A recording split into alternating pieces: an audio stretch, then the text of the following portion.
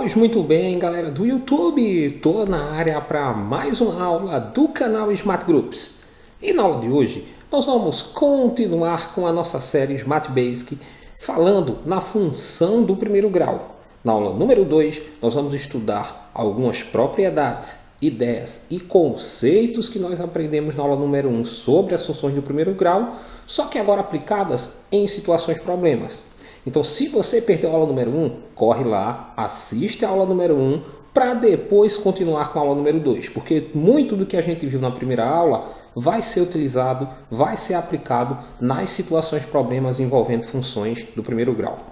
No exemplo número 1, diz o seguinte: uma pizzaria oferece serviço de entrega e cobra por isso uma taxa fixa de R$ 5,00, mais R$ 2,50 por quilômetro rodado no trajeto entre o estabelecimento e o local da entrega. Letra A. Quais as variáveis envolvidas nesse problema? Bem, depois ele pergunta se essas variáveis, dentre essas variáveis, qual é a independente e qual é a dependente. As variáveis que eu tenho nesse problema são duas. A primeira delas é o custo. E o custo, que eu vou indicar por C, é minha variável dependente. E por quê? Para eu saber quanto eu vou pagar por esse serviço de entrega, primeiro eu tenho que saber a que distância a minha casa está dessa pizzaria. E por quê? Porque para cada quilômetro que esse entregador percorrer, eu vou pagar R$ 2,50 mais a taxa fixa de R$ 5,00. Então o custo depende da quantidade de quilômetros que o entregador vai percorrer para fazer essa entrega, ok? Então o custo, que é o C, é minha variável dependente. A outra variável que eu tenho no problema e é independente é a quantidade de quilômetros, que eu vou chamar aqui de Q. Por que a quantidade de quilômetros é minha variável independente? Porque para dizer que ele fez uma entrega de 10, 20, 30 quilômetros, eu necessariamente preciso saber do preço. Eu posso dizer que a distância é de 10 quilômetros e não saber o preço. Então a quantidade de quilômetros é minha variável independente. Na letra B, ele pergunta qual a lei funcional que representa essa situação problema. Bem, a gente tem aqui uma situação problema que é expressa por meio de uma função do primeiro grau. E nós sabemos que as funções do primeiro grau têm essa forma aqui, ó, y igual a x mais b. Esse a é o meu coeficiente angular, esse b é o meu coeficiente linear. Numa situação problema desse tipo que está aqui, esse a é a parte que está variando em função desse x. Por exemplo, se eu pago R$ 2,50 por quilômetro mais R$ 5,00 fixo, se a entrega for de 1 km, eu vou pagar os R$ 5,00 mais R$ 2,50 vezes 1. Mas se a entrega for de 2 km, eu vou pagar R$ 5,00 mais R$ 2,50 vezes 2. Ou seja, esse R$ 2,50 aqui, ó, ele depende da quantidade de quilômetros. E esse A, ele representa esse valor que está variando na função quando eu trabalho na representação da lei funcional de uma função do primeiro grau. Já o B é a minha parte fixa, que não vai mudar independente do que eu vá percorrer com essa moto para fazer uma entrega ou não. Por exemplo, se eu vou fazer uma entrega de 10 km, eu pago esses R$ 5,00 de taxa fixa? Pago. Se eu for fazer uma de 20, eu também pago. Ou seja, o 5 é um valor fixo. Então, se eu substituir aqui, ó, minha parte variável, que é esse 2,50, e minha parte fixa, que é o B, eu monto a função que originou esse problema, que é a seguinte, ó, y igual a 2,5 vezes x mais 5. Então, o A representa a parte que está variando em função da quantidade de quilômetros, e o B, a parte que é fixa, que não vai mudar, ok?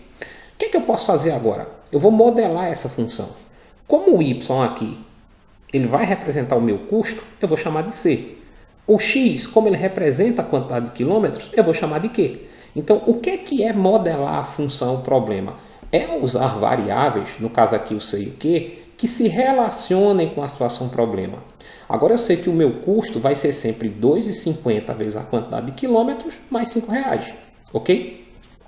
Na alternativa C, ele pergunta quanto será pago por um percurso de 9 km.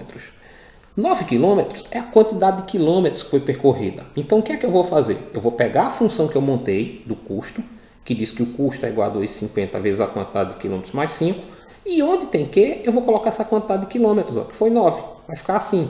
O meu custo vai ser 2,50 vezes a quantidade de quilômetros, que é 9, mais R$ 5,00.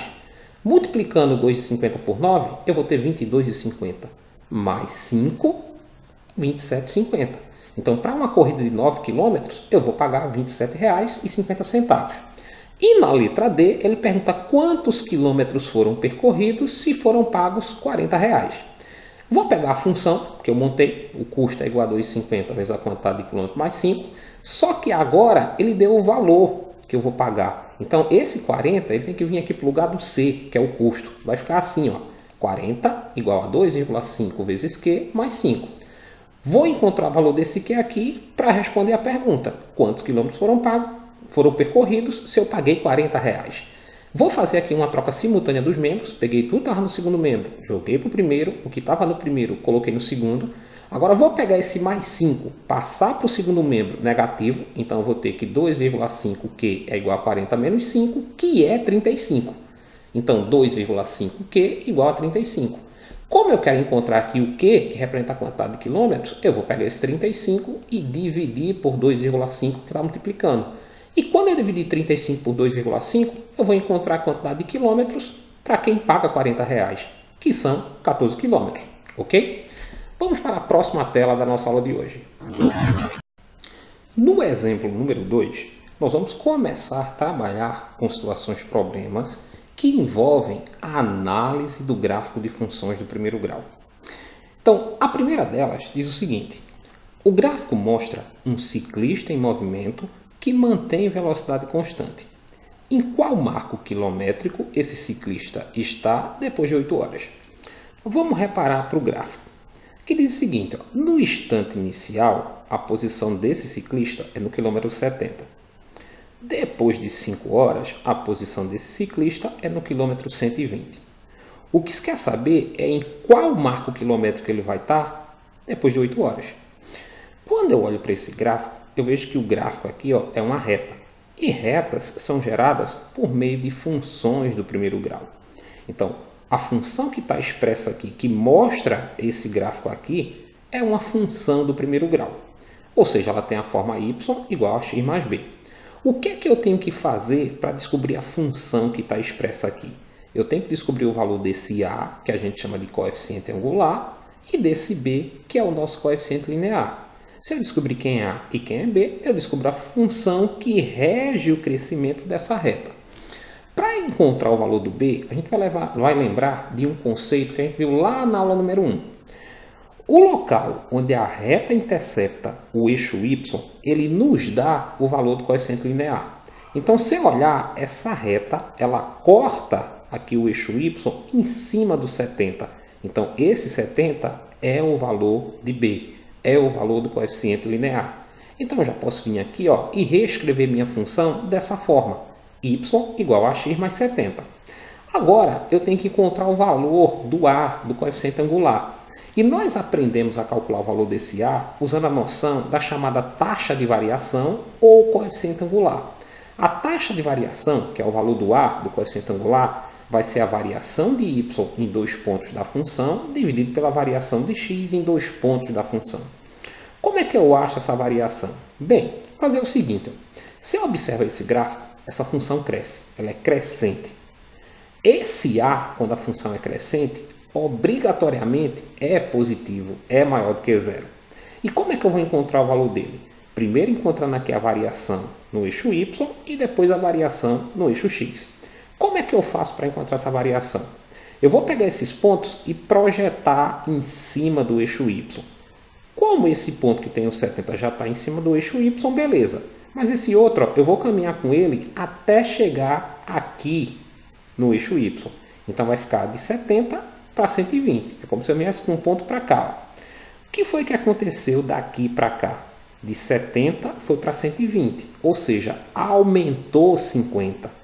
Então a variação que eu tive aqui em y foi de 50 pontos.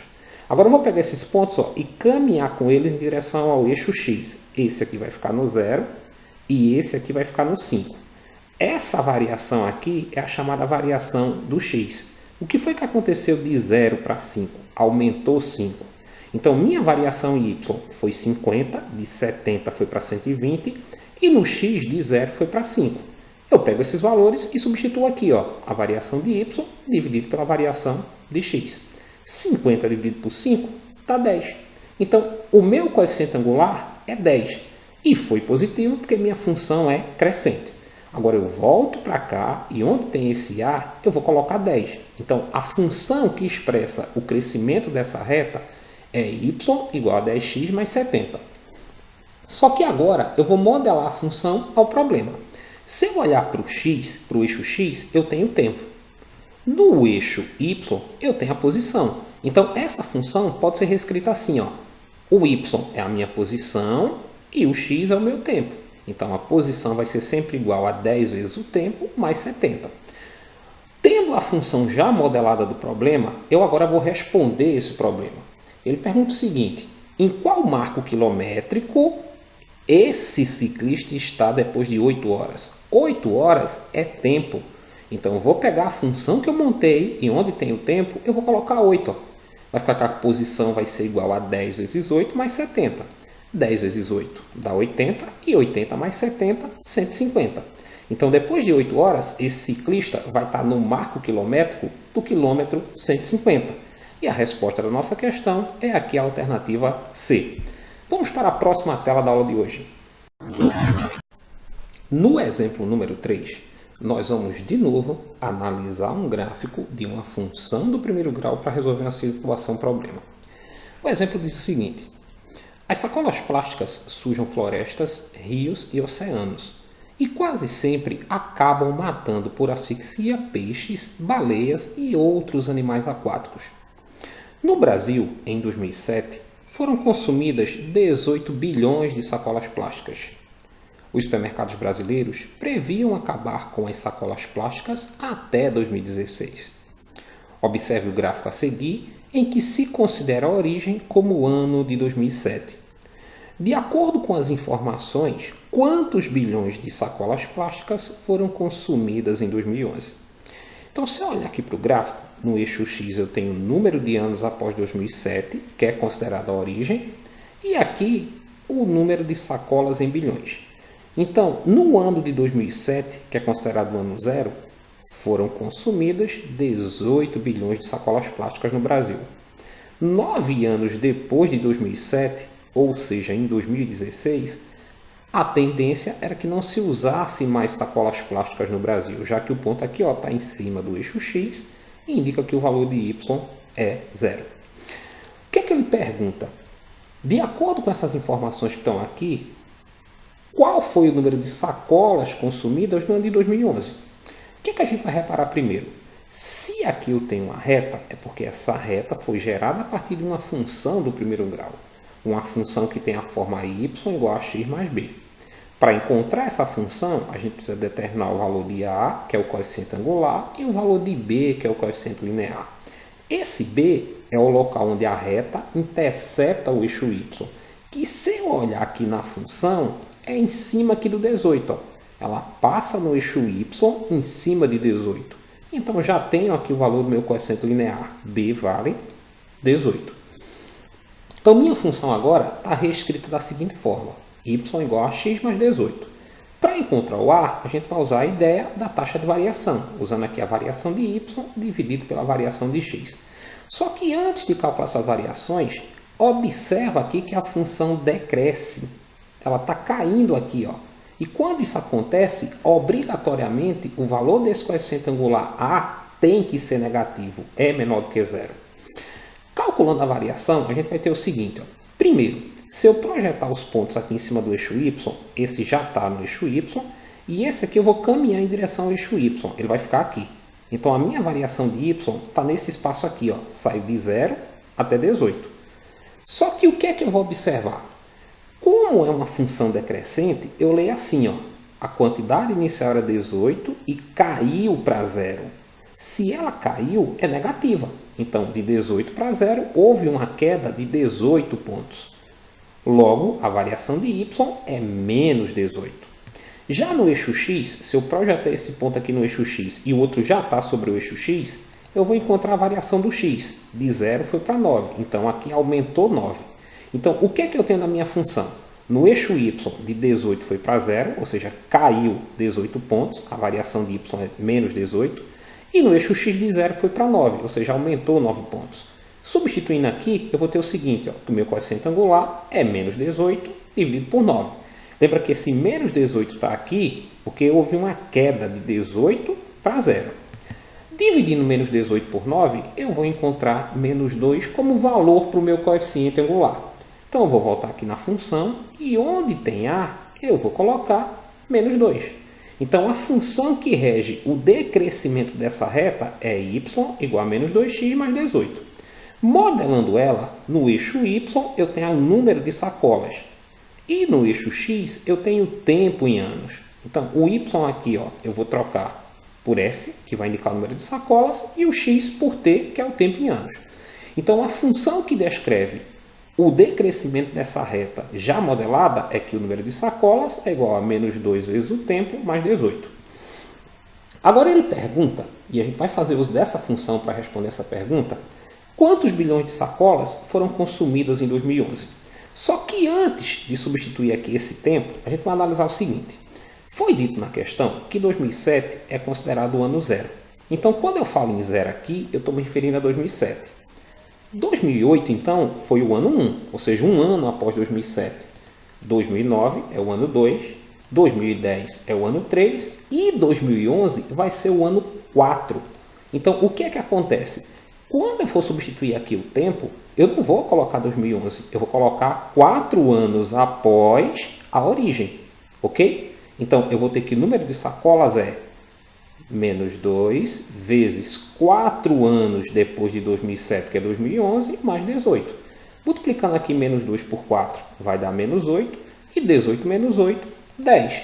Então, de acordo com as informações, eu vou ter 10 bilhões de sacolas plásticas que foram consumidas no ano de 2011. E a resposta da nossa questão é aqui, a alternativa é. Vamos para a próxima tela da aula de hoje. No exemplo número 4, diz o seguinte. Todos os anos, no mundo, milhões de bebês morrem de causas diversas. É um número escandaloso, mas que vem caindo. O caminho para se atingir o objetivo dependerá de muitos e variados meios, recursos, políticas e programas dirigidos não só às crianças, mas às suas famílias e comunidades. Admitindo-se que os pontos do gráfico acima pertencem a uma reta, a mortalidade infantil em 2015 em milhões foi igual a... Vejam só, a gente tem um gráfico aqui que é uma reta, ou seja, que é uma função do primeiro grau. E o que é que ele nos informa? No eixo X eu tenho aqui os anos e no eixo Y a mortalidade infantil em milhões. Então, no ano de 1980, essa mortalidade foi de 15 milhões de bebês. No ano 2000, essa mortalidade foi de 11 milhões de bebês. E aí ele pergunta qual foi essa mortalidade em 2015. E quando eu olho aqui, ó, não tem o valor correspondente. Então, o que é que ele quer? Que a gente encontre o total de mortalidade que eu tive em milhões no ano de 2015. Se eu olhar para essa reta, ela decresce. Né? E como é uma reta, é lógico que é uma função dessa forma, y igual a x mais b, é uma função do primeiro grau. Para encontrar essa função, eu preciso ter o valor de a, preciso ter o valor de b. Lembra que a gente disse que esse b é o local onde essa função intercepta o eixo y. Só que no nosso caso, essa função não chega a tocar o eixo y. Então a gente não pode encontrar o valor de b só observando o gráfico. Quando isso acontece, a gente começa a resolver a função encontrando o valor do a, através daquela ideia do cálculo da chamada taxa de variação. Então, eu vou pegar a variação de y em 2 pontos e dividir pela variação de x em 2 pontos. Vale salientar o seguinte, que como essa função decresce, esse valor do coeficiente angular, o valor desse a, essa taxa de variação, ela vai ser negativa, ok? Vai ser menor do que zero. Então, vamos lá. Eu vou pegar esse ponto aqui e esse. E por que eu não vou mexer aqui com esse terceiro ponto? Primeiro, porque eu só preciso de 2 pontos para calcular a taxa de variação. E segundo, porque ele está incompleto. Ó. Se eu usar ele, eu só tenho coordenada para x, não tem a de y. Então, os pontos que eu vou usar é esse e esse. Ó. Vou pegar esse ponto aqui primeiro e projetar no eixo y. Ele vai vir caminhando até chegar aqui. Ó. Vou pegar outro ponto, também vou projetar no eixo y. Ele vai ficar aqui. Ó. O que foi que aconteceu? De 15 caiu para 11. Como foi uma queda, é um número negativo. Aqui está a minha variação de y, que foi de menos 4 pontos. Agora eu vou pegar os mesmos 2 pontos que eu estou trabalhando, ó, e caminhar com eles em direção ao eixo x. Esse aqui, ó, vai vir para cá e esse outro, ó, vai vir para cá. Aqui eu tenho a variação do x. O que foi que aconteceu do ano de 1980 para o 2000? Aumentou 20. Então, montando aqui, eu vou ter que a minha variação em y é menos 4, de 15 caiu para 11, e é negativa porque a função decresce. E no eixo x, de 1980 foi para 2000, ou seja, a variação do x é de 20. Só que aqui, simplificando por 4, eu tenho 1, simplificando por 4, eu tenho 5. Então, vai ficar assim, que o meu a é igual a menos 1 sobre 5. Se eu já tenho o valor do a, eu venho aqui e escrevo. Y vai ser igual a menos 1/5 de x mais b. Só que quando aqui o numerador é 1, eu posso excluir ele e jogar o x aqui em cima direto. Porque 1 vezes x continua sendo x. Então, minha função pode ser escrita assim, y igual a menos x dividido por 5 mais b. Para encontrar o valor de b, a gente vai precisar pegar uma dessas coordenadas que nós temos completa, que é essa aqui, 1980 e 15, ou 2011, e substituir aqui na função. Vamos pegar essa aqui, quando o x é 2000, y é 11. Então, onde tiver x na função, eu vou colocar 2000, e onde tiver y na função, eu vou colocar 11. Vai ficar assim, 11 igual a menos 2000 sobre 5 mais b. Para que a gente substitui essa coordenada aqui dentro? Para a gente eliminar aqui o x e o y, ter valores numéricos e encontrar o valor de b. Só que menos 2000 dividido por 5 dá menos 400. Então, eu tenho que 11 é igual a menos 400 mais b. Vou pegar esse menos 400, passar aqui para o primeiro membro. Ele está negativo, vai positivo. Então, b vai ser 400 mais 11, que é 411. Encontrei o meu coeficiente linear. Agora, eu vou escrever a minha função. Y vai ser igual a menos x sobre 5 mais 411. Modelando essa função, ela vai ficar assim. Aqui eu vou ter um m, que está aqui no eixo y, que vai indicar a mortalidade em milhões. Então, no lugar de y eu coloquei m. E no eixo x eu tenho tempo, só que esse tempo está em anos. Então, onde tem x eu coloquei t. O que é que ele pergunta? Qual foi essa mortalidade no ano de 2015? Então, onde tem o tempo aqui, eu vou colocar 2015. Então, vai ficar que a mortalidade vai ser menos 2015 dividido por 5 mais 411. Se eu dividir menos 2015 por 5, eu vou ter menos 403. Menos 403 mais 411 vai dar 8. Isso quer dizer que no ano de 2015, a mortalidade foi de 8 milhões de bebês. E a resposta da nossa questão é aqui a alternativa B. Bem, galera, essa foi mais uma aula da nossa série Smart Basic sobre função do primeiro grau. Se você gostou, deixa aí o seu like, faz seu comentário, compartilha o nosso vídeo nas redes sociais e aproveita, se inscreve no nosso canal para estar nos dando aquela força, aquela moral grandiosa de sempre. Foi mais uma vez um imenso prazer estar com vocês. Não esquece, agora ficou fácil aprender matemática. Até o nosso próximo encontro.